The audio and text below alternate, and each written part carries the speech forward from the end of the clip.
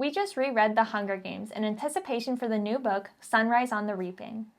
And we wanted to share the parts that we enjoyed the most about it. In this book, we obviously follow Katniss through volunteering at the Reaping and her brutal journey through the Capitol and Hunger Games. Join us today as we cover topics like how the Capitol's twisted system preys on the weak and poor, what Katniss did to immediately become a target of the Capitol, and more. Hey guys, welcome back to another episode. Today we're going to be covering The Hunger Games, obviously, by Suzanne Collins. We are obviously doing this because Sunrise on the Reaping is going to be coming out here soon, and we're really excited for it. So in anticipation for that, we decided to read the book, and we really enjoyed it, and we had some topics that we thought were going to be worth covering today. The first book is divided into 3 portions: the tributes, the games, and the victor. So we divided up our questions and answers into those portions.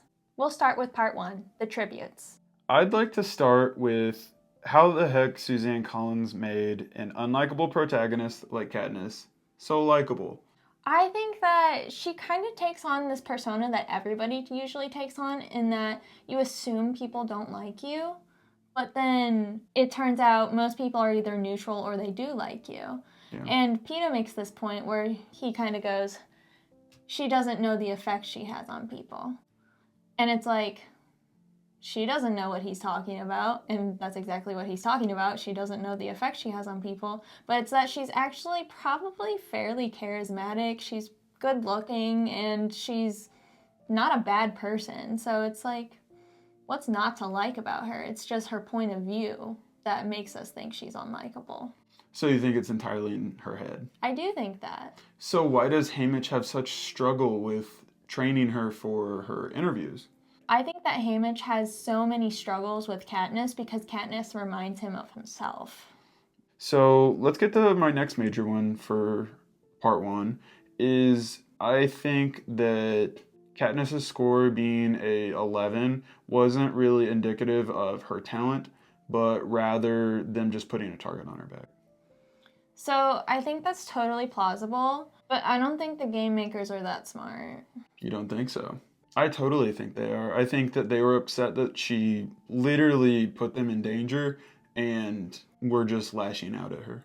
I don't think so, because they seem pretty good-natured to her during her interview with Caesar Flickerman. Well, my argument against that would be, I don't think her 11 points ever did her any good. I think it only ever made the careers target her because they were like, hey, she has higher points than us. What makes her so good? I do agree that if it was an outlandish score, that would make sense, but I don't think it was quite outlandish because it was only 1 point above Thresh. I don't know. I do feel like 11 is outlandish for her. Like, they didn't even pay attention to her. They were more worried about that pig, and that's why she was like, listen here, bucko. But for real, I don't know. I think that it only ever did her more harm than good. I agree that it probably did her more harm than good. I don't know if it was intentional, but I also think that it did play a role in her and Peeta getting sponsors throughout the games. I don't disagree. And the point that really makes me think this is, I think it's at the beginning of the games that Katniss talks about the strategy of how some people sandbag their points so they're less of a target. And she talks about how people with outlandishly high scores never even make it out of the initial bloodbath because they're targets. That's a good point. I think you've changed my mind. Really? Mm-hmm. And this is just my kind of pitch that they wanted her to die. She was already being a problem to the Capitol. I would argue that she immediately becomes a concern for the Capitol as soon as she volunteers for her sister. Mm-hmm. Not only as soon as she volunteered for her sister, but as soon as her district came together and showed recognition and respect for her. Totally agree. Together.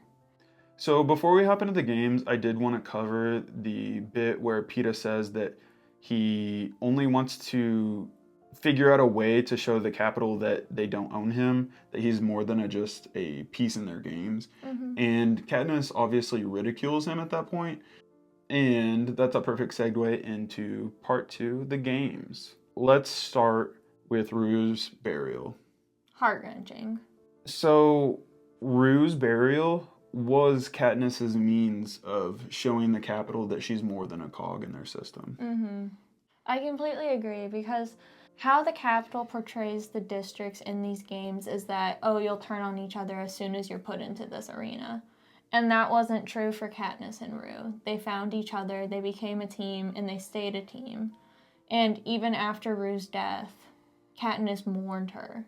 And I feel the Capitol should be particularly worried about it because Katniss does make the point that if she did indeed become the winner, Rue's death was going to be unforgettable. Mm-hmm. So, to kind of go into my next point, I believe that the reason that they allowed 2 victors was because they Peeta was in such a dire situation and they were terrified at the idea of Katniss winning. They thought that he was the only means of sandbagging her to not keep her alive. I don't think that's what it was at all. You don't think so? I think they wanted a show. They wanted to see the two star-crossed lovers be together. It's quite convenient that they did that right after Rue dying, don't you think? No, I think you're wrong on this. I think they wanted to see them together to expand the act, and then they wanted to see them kill each other in the end. They wanted them to get to the end so that one of them would die. Because picture this, even if Katniss is already a threat to the Capitol, if she wins by slaughtering her lover, who would want to get behind a leader like that? Nobody. Okay, I will take that as the only caveat, that they did it with the intention that she would either be sandbagged by him or they would have to kill each other at the end. Mm-hmm. And moving on to part 3, the victor. So this book brings up this topic over and over again of having a favor owed to you. So Katniss has had this favor owed to Peeta ever since he tossed the bread to her when they were both very young. And then it comes up again very intensely whenever Thresh does not kill Katniss because of Katniss's kindness to Rue. So why do you think that Katniss has this coming up over and over again? I think it's the nature of her deepness of poverty that she understands that whenever you're in deep poverty, it requires being paid back.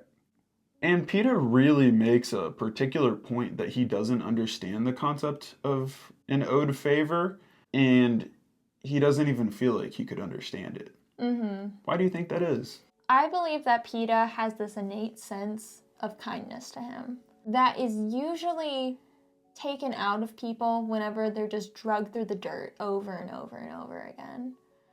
So Katniss may have had that before, but whenever she found out, oh, people won't give me food if I'm kind to them, it kind of gets taken out of you. So Peeta never had that taken out of him, so he just kept living his life in this blissful dream of, oh, if I'm kind to people, they'll be kind to me. But I believe there's a spit in the face of that whenever he's drawn for the reaping, even though he's never done anything wrong. So, why do you think Katniss did go through with not giving the Capitol a victor? I think she knew the spirit of the games and knew that they wouldn't come out of it without a victor. She just did what she knew would make them both survive. But they just as well could have both died. She knew. You think so?